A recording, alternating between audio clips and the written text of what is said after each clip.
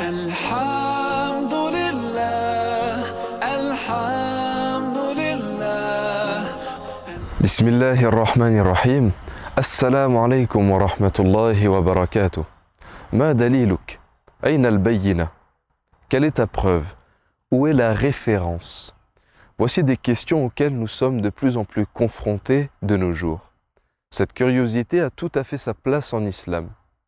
Le Coran nous dit d'ailleurs إن جاءكم فاسق بنبأ فتبينوا. Lorsque vous vient une information dont vous ne connaissez pas la véracité, alors vérifiez-la.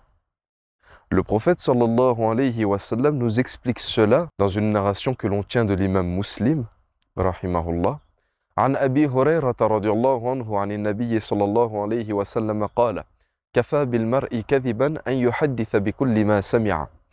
Il suffit pour l'homme, afin qu'il soit considéré comme un menteur, qu'il relate toute information sans l'avoir au préalable vérifiée. Il est aussi demandé à toute personne amenée un jour à répondre à quelque question que ce soit, وَلَا تَقْفُ مَا لَيْسَ لَكَ بِهِ عِلْمٍ, à ne pas poursuivre ce dont il n'a pas la connaissance. Et d'ailleurs, à tout cela, il faudrait rajouter une autre mise en garde que le prophète sallallahu alayhi wa sallam a donnée. سيكون في آخر أمتي أناس يحدثونكم بما لم تسمعوا أنتم ولا آباؤكم فإياكم وإياهم.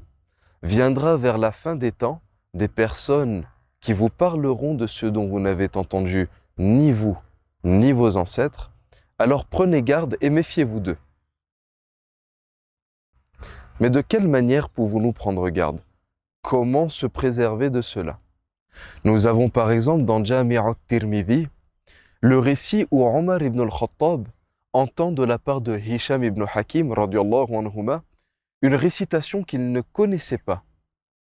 Omar va donc demander à son ami de l'accompagner jusqu'auprès du prophète sallallahu alayhi wa sallam afin de pouvoir vérifier, ce que le prophète fera bien évidemment. Nous avons aussi dans Al-Bukhari, après la mort du prophète sallallahu alayhi wa sallam, une parole que Omar ibn al-Khattab radiyallahu anhu va entendre de la part d'Abu Musa al-Ash'ari. Et cette fois-ci, Omar, pour faire vérifier l'information, va demander tout simplement à Abu Musa de pouvoir ramener avec lui des témoins pouvant attester que cette parole provint bien du prophète sallallahu alayhi wa sallam. En plus du prophète et des compagnons, cette bonne habitude sera conservée auprès de nos pieux prédécesseurs.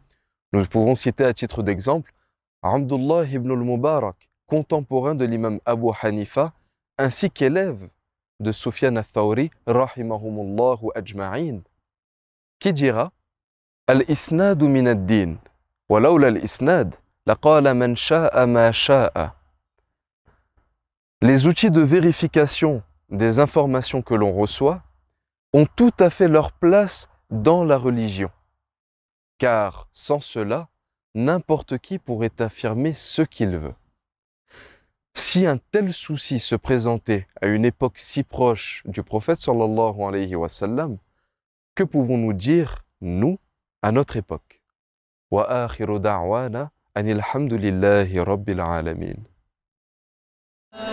كن سعيدا كن فريدا عش بفخر في الحياة لا تبالي فالمعالي للتحدي لا سواه كن سعيدا كن فريدا عش بفخر في الحياة